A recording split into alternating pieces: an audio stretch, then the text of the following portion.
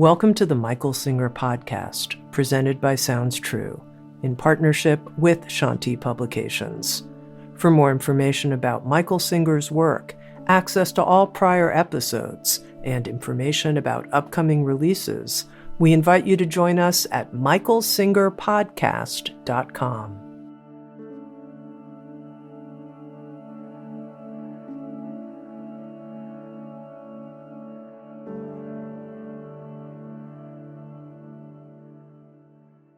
Jagrata, Jai Masters.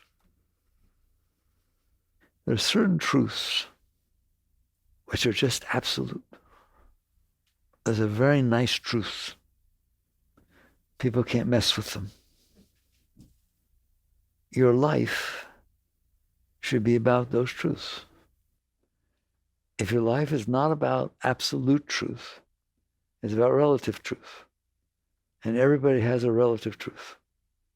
What is relative truth? Well, it depends. If you're very sincere and you would like to know truth, you take your experiences, you be honest about them, and you try to put together what looks like the truth. The trouble is everybody's doing that. Understand that? Like, you literally think that people are purposely lying when they're trying to tell the truth based on what they've seen, based on their experiences.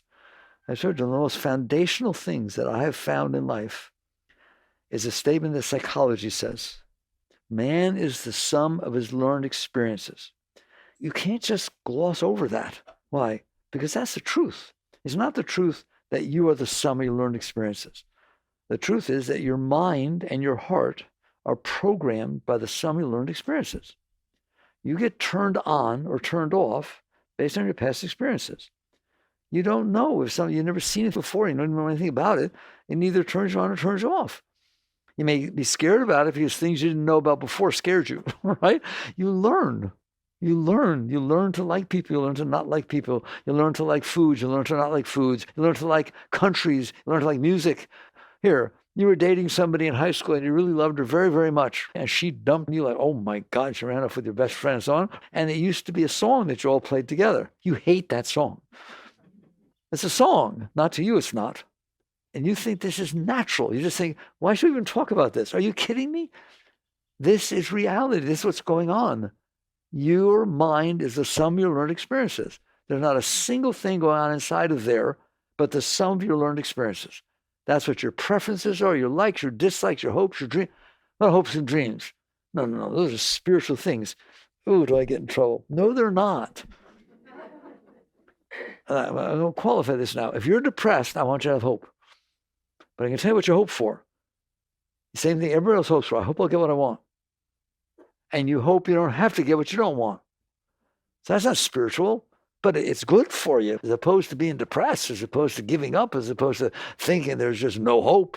That kind of hope. Okay? And your dreams are the same thing. What are your dreams? I dream someday my ship will come in. Is that the same as her ship and her ship and his ship? Same as your ship was when you were 5? No, it's something you make up in your mind based on your learned experiences. It basically says, I've had experiences. It could be a movie, a book I wrote, I saw somebody else, whatever, a dream I had. It could be anything. Every one of those things is an experience. They're experiences. They came in and they influence your psyche. They influence the programming of your mind and the program of your heart.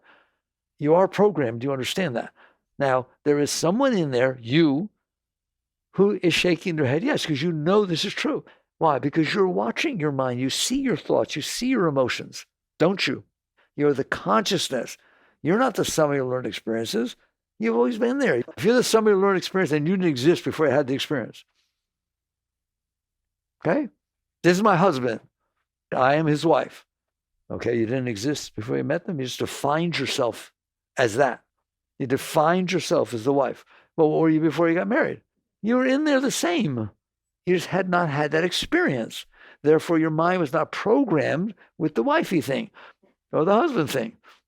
When you were going to get married, the word marriage meant, oh my God, you blew you away. All right? And when you're getting divorced, the word marriage makes you puke.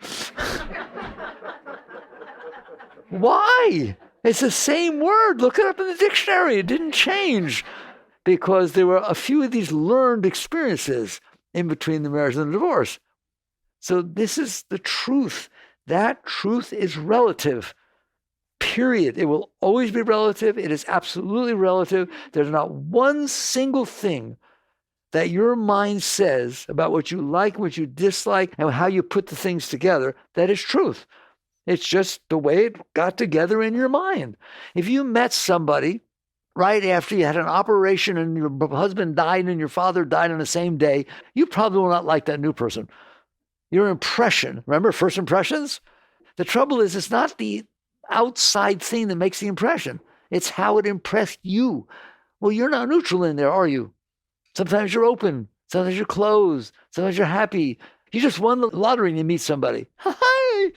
Okay? So wake up. There is nothing that is going on inside that part of your mind. What part is that? The personal mind. Why is it called the personal mind? Because it's made of the sum of your learned experiences. Take a breath.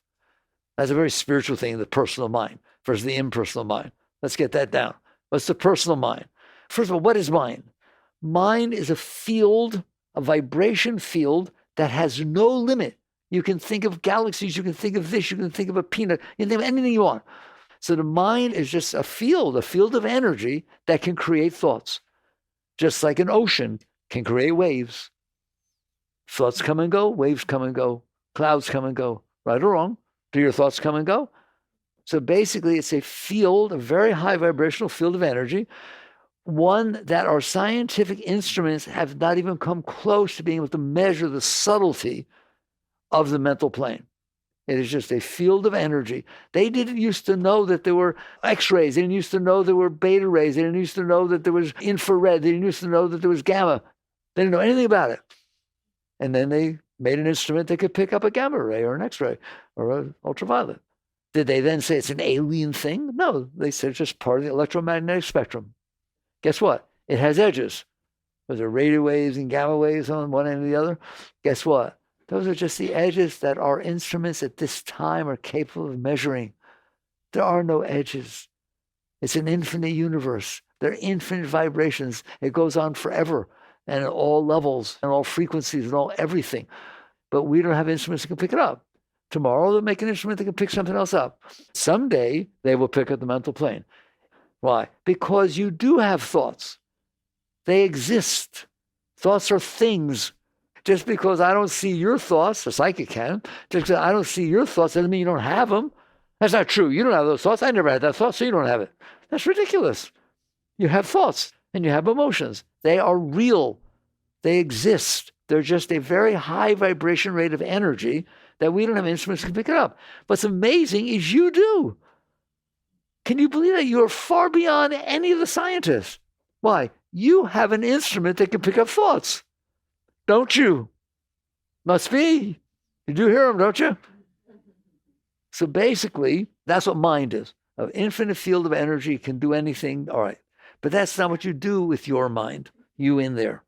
What you do with your mind is experiences come in through your senses, you in there, consciousness, experience them, and sometimes the vibration feels good. What comes in feels good, and sometimes it doesn't. That's just reality.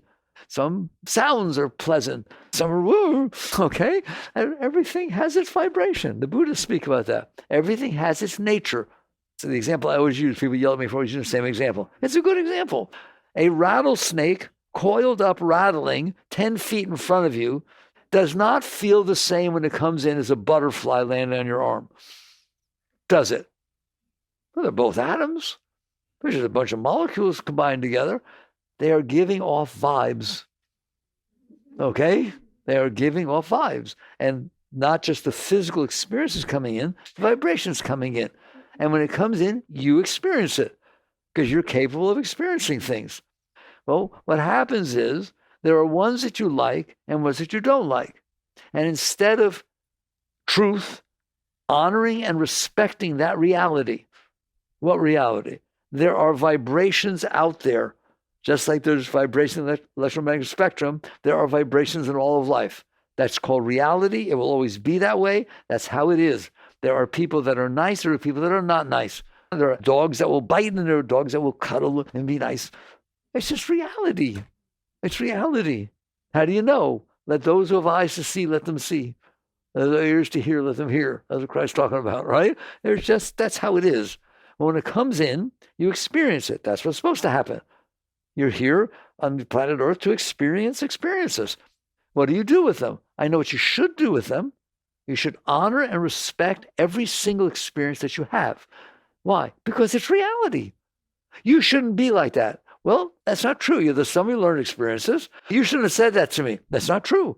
If you took the sum of her learned experiences, put them all together, including the moment before she saw me, the exact words that she said will come out of her mouth. Because it's just the sum of your experiences. It's not you. You're the one who's in here. But you have these experiences, and they cause your actions. So basically, you get to the point where you understand that the personal mind is not the mind. It is a subset of mind. It's like a program running inside a computer. You can run any program you want inside a computer, can't you? A recipe, a this, a medical thing, whatever you want. That's not the computer. The computer is the one that's running it. Your mind can have many different things going on in there.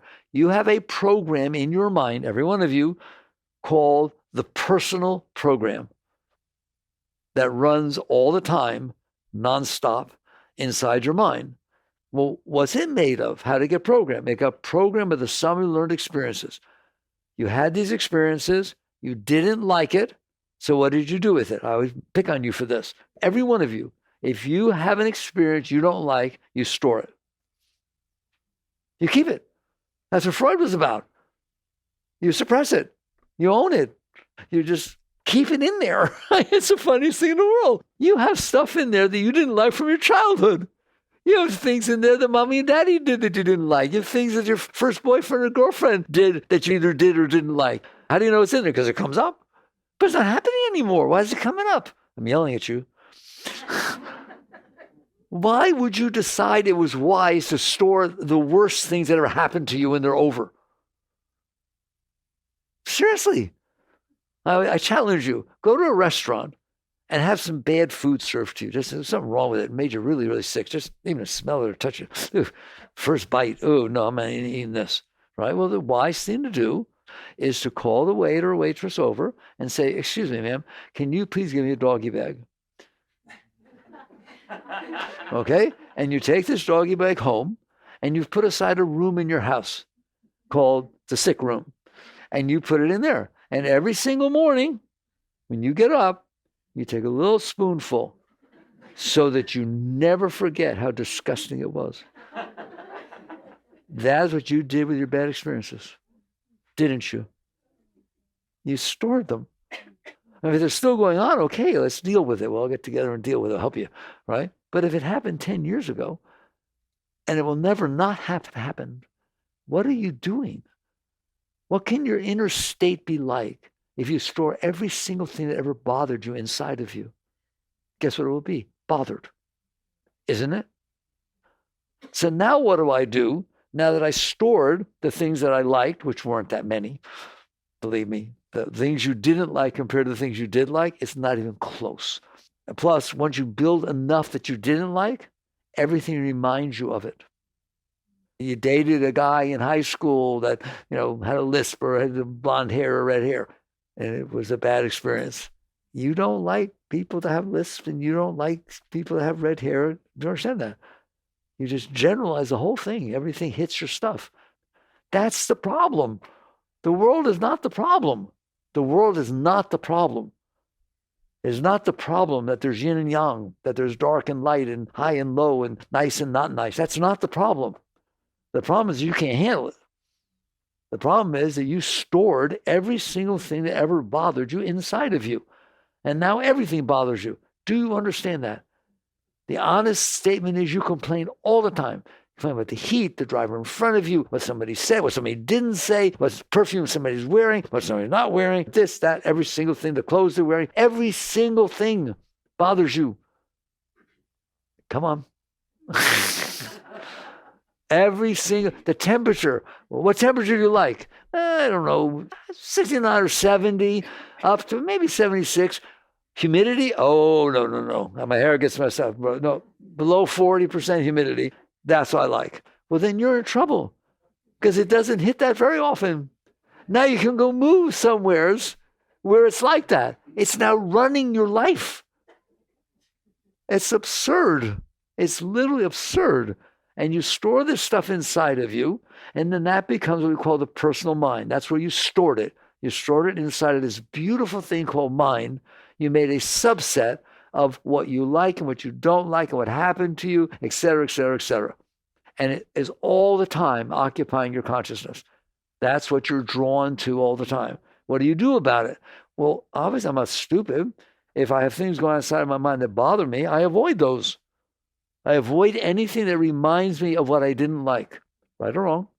Do you want to have a dog? You have a relationship with somebody. You have a dog. You want to have a dog? No, I don't have a dog. Why? I had a dog when I was little. Used to poop all over the place and didn't work out well. No, I don't like dogs. That's actually, you think, a rational statement. You had one dog when you were little, and you know about dogs, don't you? It's so amazing. And you sit there because your universal set is not so universal. It's personal. The only thing it has in it are your experiences. I always say this to you, and I know you don't get it. No one gets it. Anytime you're having an experience, how many are you missing? How many experiences that are going on all over the world, all over the universe, that you're not having at the time you're having that one experience that you're having that? 700 billion zillion. And yet the one experience you happen to have is God to you.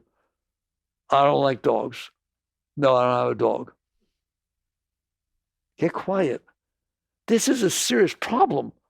How about this is the cause of every single problem that exists on the planet Earth? Because everybody has had different experiences. Therefore, everybody has a different personal mindset. Therefore, everybody thinks, I have evidence. I had a dog. I'm not impressed. Marriage doesn't work. You should have seen what happened to mine. Okay. You can get married again? No, I'm not going to get married again.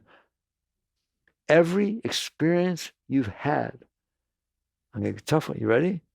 Is statistically insignificant. I know who's going to win the next election. How do you know? I asked him. No, that's not a good sample size. Statisticians don't accept that. Guess what? Nothing inside your mind is a good sample size. I read it. You read it. You read anything you want nowadays. But I read it. She told me. She told me about him. I don't have anything to do with him. She told me about the experience she had. You do it all the time, don't you? That doesn't even sound weird, does it? No. Sally told me what George is like. No, I don't have anything to do with him. Okay. Wow. You sure know George real well. That is what you've done with this beautiful thing called your mind. You built this tiny little subset that it talks all the time. It tells you what to do, what not to do, all based on your past experiences. And you sit there and your mind says, that's all I have in my past experiences. Well, all I have for the election is what he said. Maybe we best not be listening. There's spirituality for you. There's no way in the world the personal mind knows anything because it's made up of its personal experiences and it hasn't had any that are meaningful statistically.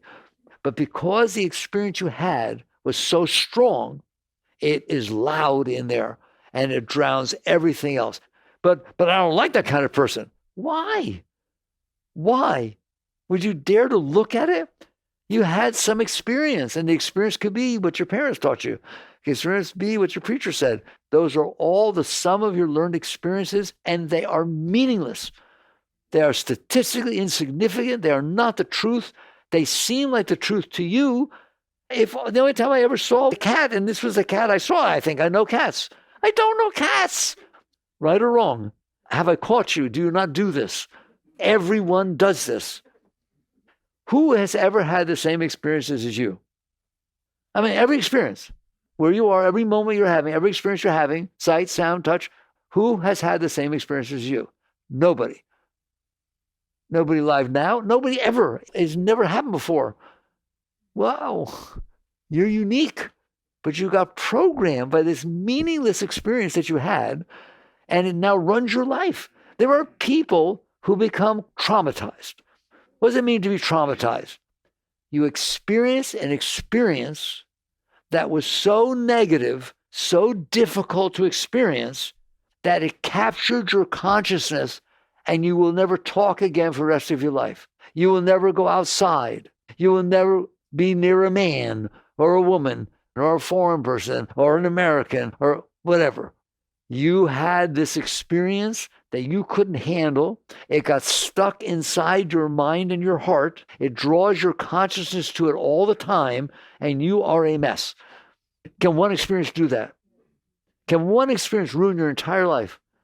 Is that reasonable? You're the highest species on the planet. How can it be that one arbitrary experience, right? If your coffee maker was somewhat slower than normal because the person who made it had a fight with their wife 3 years earlier and didn't solder the thing well enough, and so it took 5 seconds longer to make your coffee, therefore you weren't at the traffic light where the accident took place, your whole life is different, right or wrong. You want to live like that? Who wants to live like that? That's completely ridiculous. So these are not the truth. That's what we start talking about. There's a thing called absolute truth. We're not even close. The personal mind is not a lie. It's not that you didn't. You don't understand. I did experience that. Don't tell me I did. I know you experienced it, but you gave it 100% weight. Now, do you hear me? If anything different had happened, it would be different in there. That's not reasonable to base your life on that. And you base it so much so that you keep that stuff in there. You think you know the truth. Look at all your views and different things. They're all based on something. I'll put this to sleep. I know you haven't, but I'm going to ask. I know it's embarrassing. Has anyone ever changed their mind? Has anyone ever changed their mind? You just change it the anytime you want. Fall in love with somebody who thinks different than you. I think your thoughts will change. I guess I didn't understand fully. You're right. Can we go out again? You just change in a moment. You know what I'm saying? So that personal mind, that part of your mind that is full of the sum of your learned experiences. See, psychology says that. You're not the sum of your learned experiences, but that part of your mind is the sum of your learned experiences. What do they call that part of your mind? Your psyche. Your psyche is not your mind. The psyche is the programmed part of your mind. Can you think other than that? We're doing it right now. I hope it's helping. Let's get this down. Can you live your life without listening to the personal part of your mind? Absolutely. You just won't be prejudiced. You won't be scared all the time. You won't have to. What do you do with that personal part of your mind? You listen to it. Why? It makes you.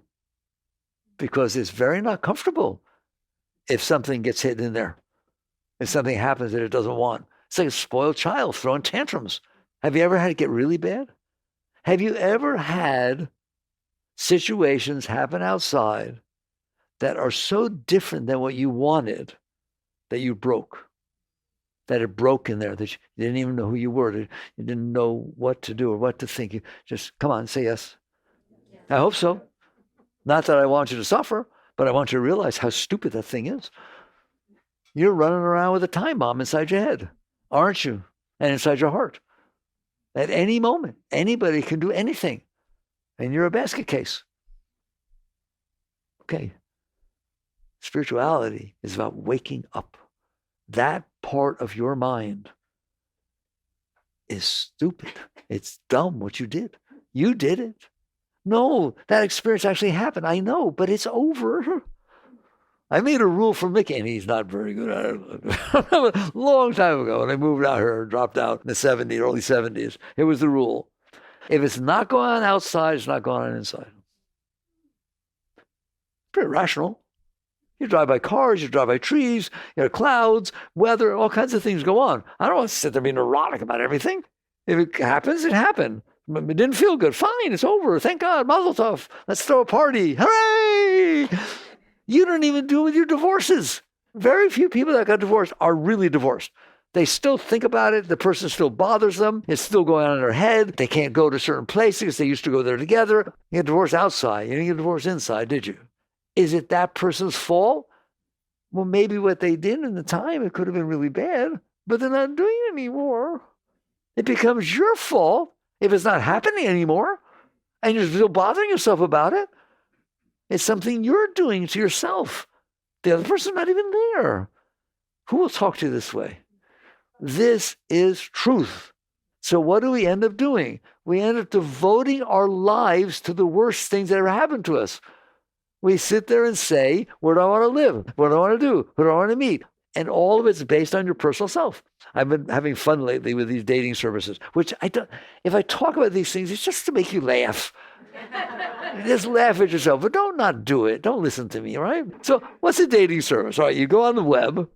Some of you have done it. You go on the web, and it asks you some questions. Do you like a tall person? Do you like someone who's strong? Do you like someone who's docile? Do you want to live in the country? Do you like city? Et cetera, et cetera, et cetera. All these questions. What color is your favorite? What color do you want someone to like? What kind of food do they like? Do they like Italian food? Do you like Chinese food? And you put all that down there. I'm confused. It sounds to me like you're looking for you. Go date yourself. What you wrote down there is what you want, what you like. You wrote down the sum of your learned experiences made you think that way. And now you're going to go find somebody, my soulmate. It doesn't exist. We just said no one had the same experience as you. So now we go out with these preferences, hopes and dreams and concepts and views and likes and dislikes and fears and anxieties, all based on what? Past experiences. Our past experiences, our personal self. And what do? We go out and try to make the world outside of us come in a way that feels good to us. And make sure it doesn't happen in a way that makes us feel bad. We try to manipulate the outside world. And you're taught to. You're taught that it's supposed to be. How many people think the world is not supposed to be the way they want? And if it's not the way you want, you have a word for it. It's wrong. That was wrong what you did. How could you believe that? How could you believe that? I can't believe anyone would believe this. Are you crazy? See? If it doesn't match you, it's wrong. And it seems that way because you have evidence. The sum of your learned experiences, which I'm telling you scientifically is not evidence. It's absurdity. I mean, we're caught in it. That's called being caught in your mind. That part of your mind, I call it personal mind, that's your ego. That's what's meant by the word ego. It's true that part of your mind is some of your learned experiences. They have a name for ego. It is your self-concept. What is a self-concept? Something you made up about yourself. Concept's not reality. Concept is what you think about something, how you think about it. What's your concept? What it would be like to go to New York or to Hong Kong? You make one up. Well, I looked at the web once and I said, I have a concept that it's like this. You have concepts. Concepts are not reality. Concepts are mental things. And psychology called that thing inside your mind your self-concept, something you made up about yourself. I am this person. I'm the person that likes this. I'm the person married to George. Those are my children. I, me, mine, I, me, mine, I, me, mine. Okay, I'm the person who played Dorothy in Wizard of Oz in the 5th grade and everybody clapped. Therefore, I'm a good actor. You're just defining yourself by the experiences you had.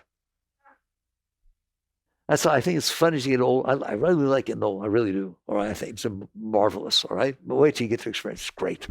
All right, let's say you're a very attractive woman or a very handsome man. Kind of got a little self-concept about that. Yeah, your GQ on the front cover. You won the beauty award in Oshkosh or something, right? And so you have a self-concept that you're an attractive person. You see what happens as you get old.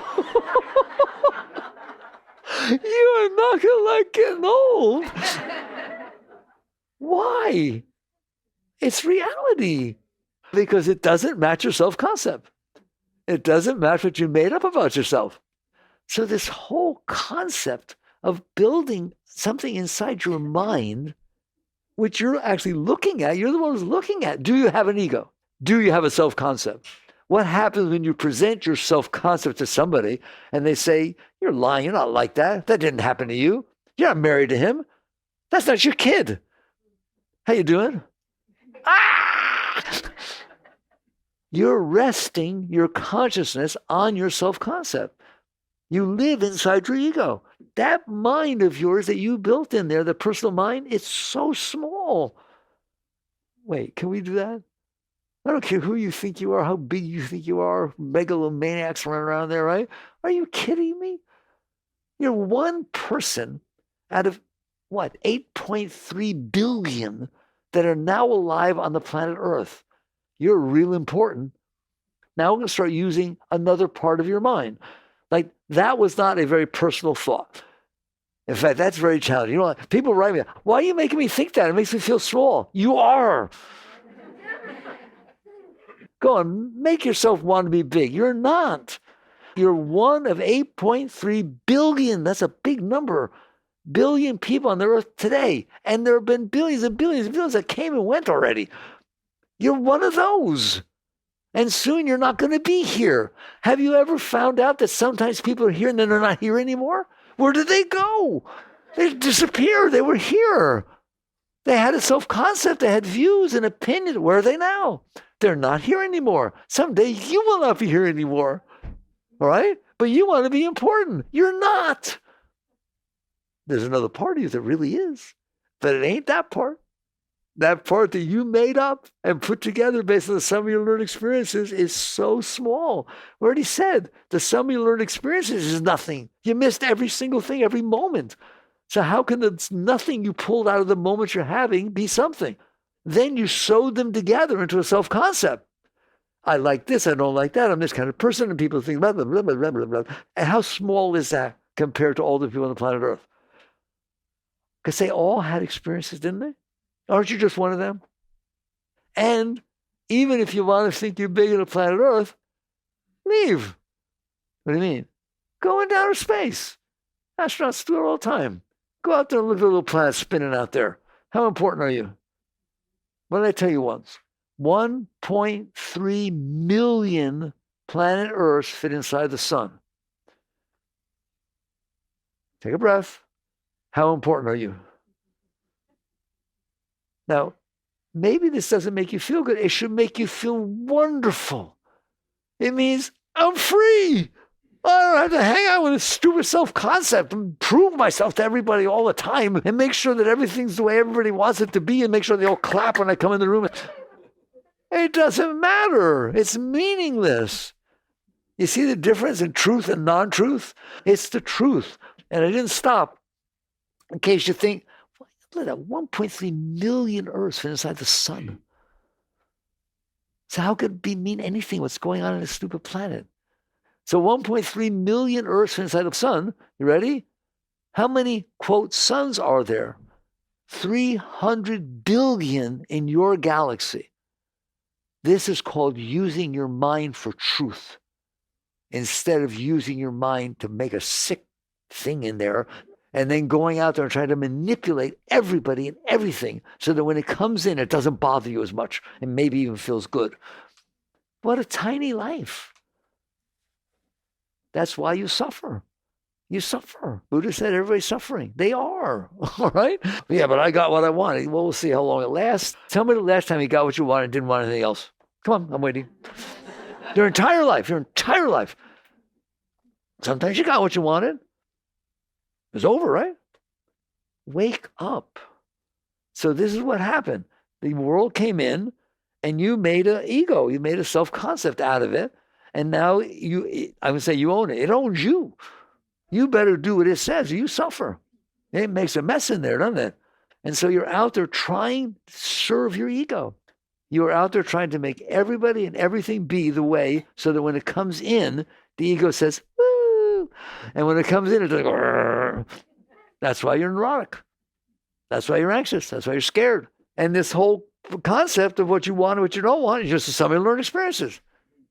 So you wake up and you realize there are two parts of your mind, the personal and the impersonal. The impersonal is based on truths.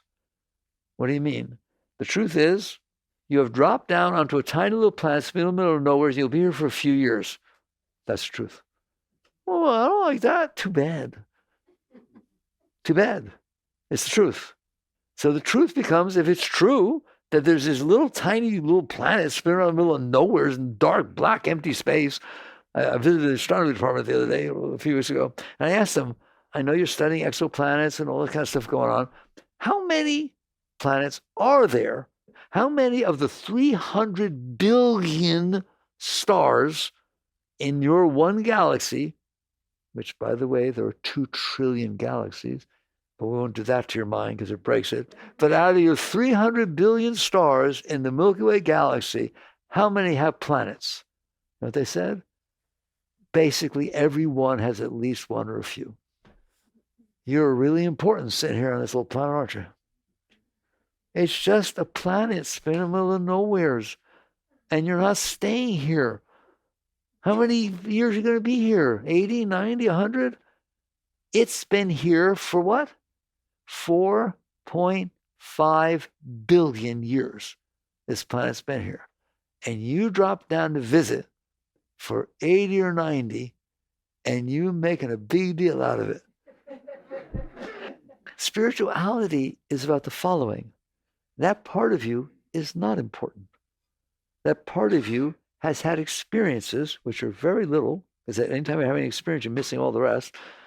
And that's all. And you're having them and you're experiencing them. The part of you that is very important, for some reason you pay no attention to, which is the one who's having the experience.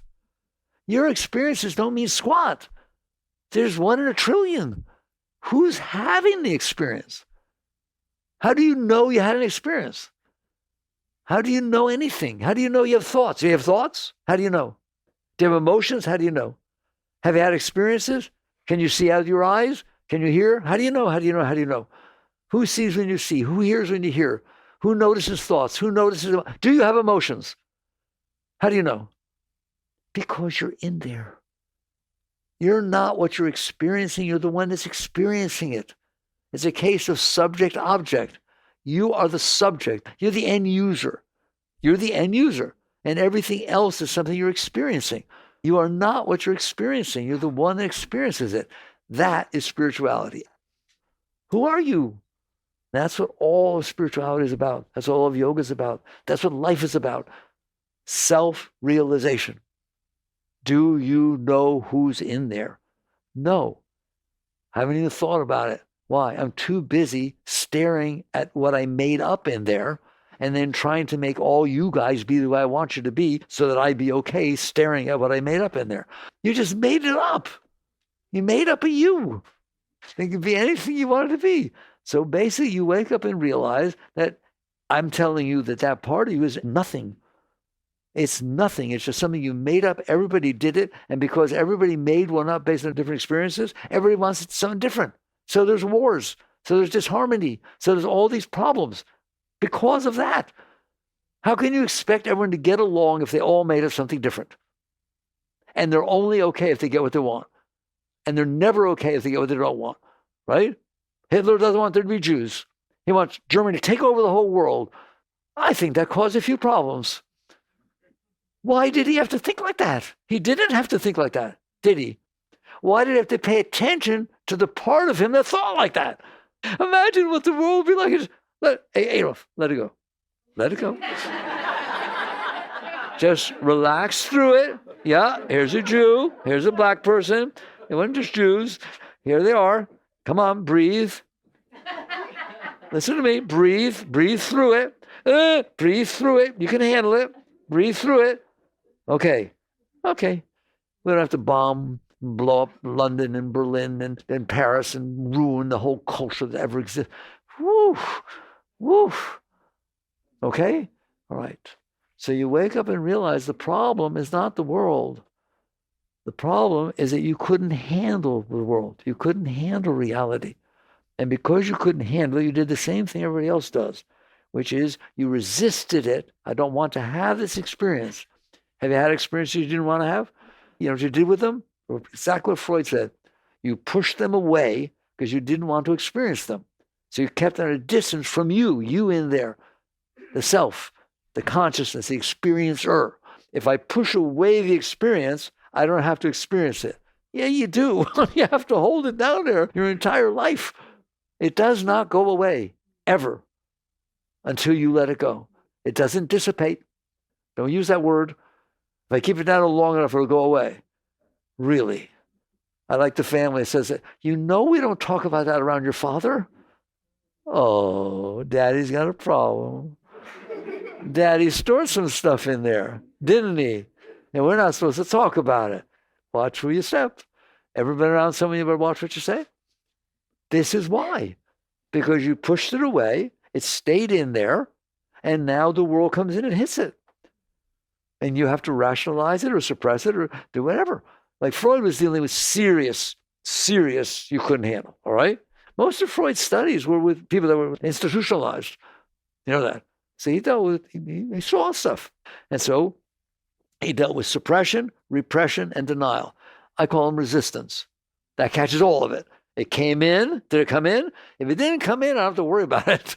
It happened. It came in, and not on my watch. Come on. I want you to feel it. Ever done a not on my watch? You did not say that to me. Well, obviously I did, or you wouldn't be telling me I didn't. What's wrong with this conversation? If I didn't say it to you, we'd have a problem, all right? Obviously it got said, it came in, and you didn't like it very much. And so what did you do? You did not want it coming. I tell you lately, there's a thing called all the way in. That it comes all the way in. It happens, you experience it, and it goes through. You did not experience it. You can bring it back in memory, but you didn't push it away. You know what percentage, I've been doing this for a long time, what percentage of what comes in through your senses you let go right through? I assure you, it's like 98% goes right through. The grass, the trees, the clouds, the most weather, people walk by, things come in through your senses. They go through. Did you experience them? Yes. Did you have to hold them back and fight them? A cloud went by. Right now, look at everything you're looking at. It's all coming in. You have the right to bring it back. We have memory stores like a computer does, but that's not what we call a samskara. That's a very deep word in the yoga tradition. What's a samskara? Something that didn't go right through. What do you mean? It came in and I resisted it. I didn't resist all the other things. They're there, but I resisted that one. Wait a minute. You guys are sitting fairly close. She looks a lot like my sister looked before she died. Are you in a relationship with her? I want to talk to you guys. It didn't make it right through, did it? It hit something in there. It created something that I stopped the experience and held it inside of me. Have you ever done that? Ha, ha, ha. All right, well, I'm trying to teach you, pay attention when you wake up, you get the witness. Where do you see how many you don't do that about?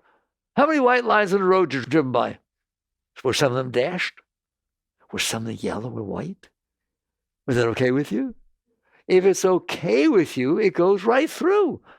You still know you saw it, but if it's not okay with you, if something happens and either you want to experience it, what did you say? Oh my God, no one's ever been that nice to me.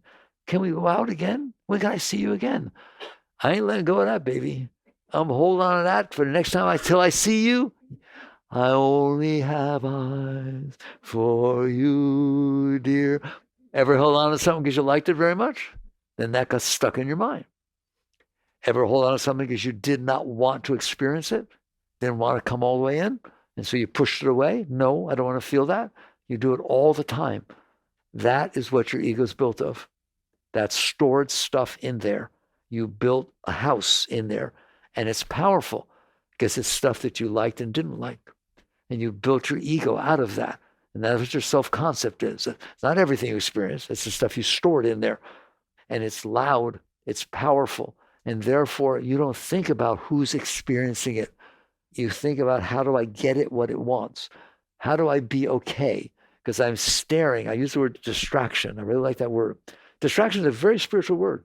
Why? You are distracted by that thing. It's powerful. It draws you into it. If something reminds you of something you liked, you want it to happen again. You don't do that with the white lines. Oh, I hope I see that one again. I can't wait. I can't wait. But you do it with what somebody said or something bothered you. You don't want it to happen again. So now you devote your life to trying to make the world outside when it comes in match what you want. But who's in there? No one even knows they're in there. No one thinks about it. Why? Because they're so distracted by the ego. Distracted by their beliefs and hopes and dreams and concepts and views and preferences. And then they devote their life to that part of themselves. That's not very good. All right? You devote your life to yourself, and that's what the great masters are. What did Christ mean when he said, my Father and I are one? He meant that I who's in there, maybe let Muktananda say it. His saying was as follows: meditate on the self. Honor and worship your own being, for God dwells within you as you. That's the you, that the kingdom is within you. And it is a truth. And anyone who explored that part of their being, man, you spend 1 second in the self, and your life will never be the same. Because you realize you're not who you thought you were. Notice who you thought you were. You are who you are. When Moses at the burning bush, and it told him, go down and tell the Pharaoh, let my people go, right? And he said, well, Pharaoh's a pretty powerful guy. I don't tell him Bernie Bush told me. I don't know. I don't think he'll do it. All right.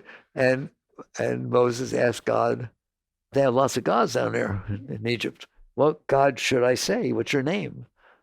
What did he say? I am that I am. Whoa. I am that which is, always has been, always will be, never wasn't. That's who you are. That's who's back there. Holy mackerel. And you're busy devoting your life to what you're looking at, which is basically a bunch of poop. Is it not? Are you having fun hanging out in there with your ego? Trying to make everybody be the way you want them to be and make sure that everything goes right and doesn't ever go wrong. And are you having fun in there? Yeah. What did the Bible say? Old Testament. When you were thrown out of the garden, what's the garden? You're living in the self.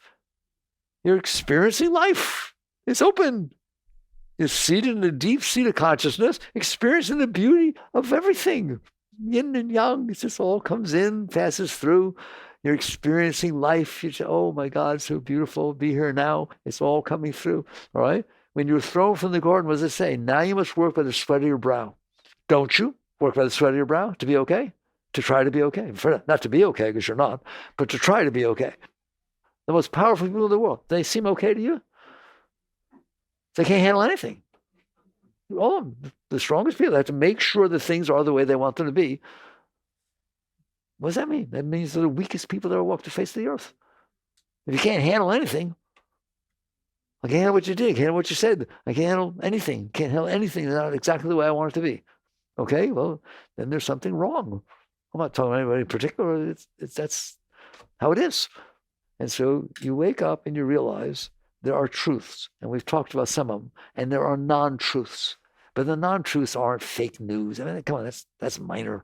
Non-truths aren't propaganda, fine, right? Let's get a little bit bigger. The non-truth is your ego. And all that other stuff is because of ego. Why would somebody lie? Because someone didn't match their self-concept and they don't want to face it. I didn't say that. I didn't say that. I have it on tape. You faked it. Why am I doing that? Because I can't handle it. I'm weak. No, I'm strong. I can control you. No, that's the fact that you need to control me means you're weak. The fact that you can't handle reality is a major problem. Well, that's the part of you that can't handle reality. Tag, you got one. So what is spirituality? What is truth? You have to learn to not be married to that ego. It's not who you are. And it's a major problem. And it's very, very difficult to live with. And to say that you're going to solve the difficulty of what it is to live with by making everybody else be the way you want. Wow, why don't you just let go of that stupid thing? It's a lot easier. I know as difficult as it is to let go of yourself. What did Christ say? To die to be reborn. Die to be reborn means to let go of what you're staring at, what you made up, this stupid thing that you have going on in there inside your personal mind, and then all of a sudden your spirit. You die of the personal to be reborn in the spiritual. Is that what we've talked about all day? But you don't realize how married you are to the personal. And it is not easy to let go. Why? Because it's powerful. You are addicted. People get addicted to alcohol and drugs because they're already addicted to their ego. If it was beautiful in there, you wouldn't be doing that stuff. The whole 10 Commandments would go away. Why? Because people don't do them? You don't need them. If you're okay in there and you're filled with love and joy and God is great, I just love it, you're not going to kill anybody. You're not going to lie. You're not going to steal some people's spouses. Okay, so we've had a nice talk. We talked about truth and non-truth. Non-truth is way bigger than you think it is. Non-truth is the ego. Your ego is not the truth. It is not true you're beautiful. It is not true you're not beautiful. It is not true you're a male. It is not true you're a female. It is not true you're any of that. You're the self. The truth is you're the self. You're the consciousness. You are at all times the consciousness. It is the same consciousness that looks out through his eyes and sees what it sees and notices that there are thoughts in there and notices there are emotions.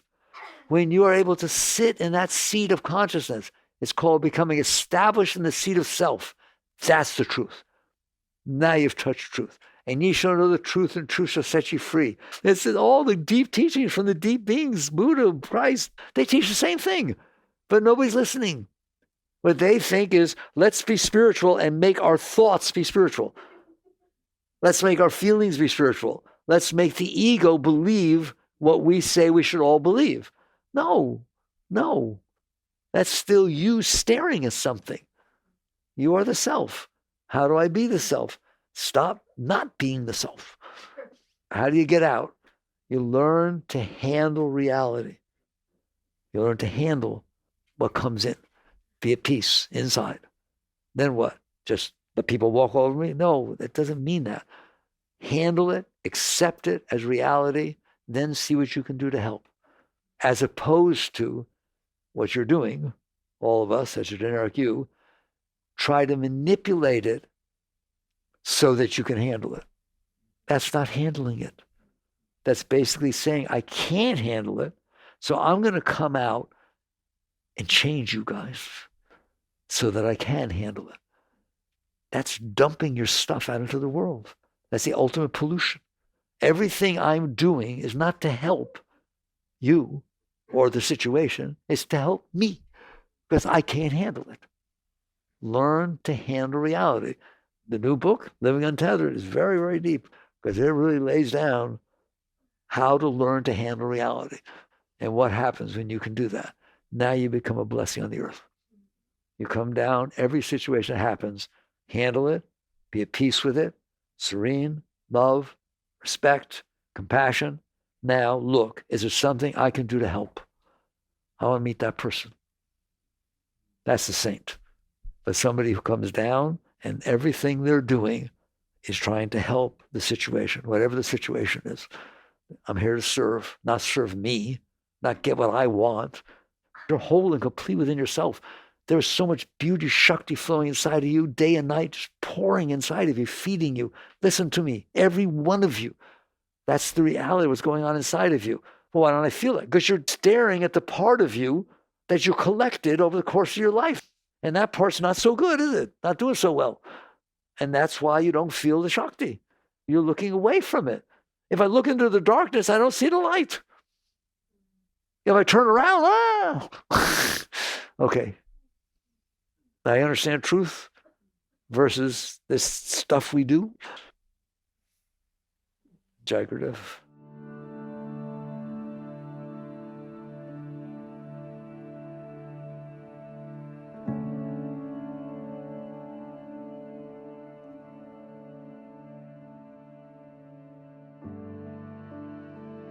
You've been listening to the Michael Singer Podcast, produced by Sounds True in partnership with Shanti Publications. For more information on Michael's body of work and all back episodes, please join us at michaelsingerpodcast.com. Thanks so much for listening. Sounds True, waking up the world.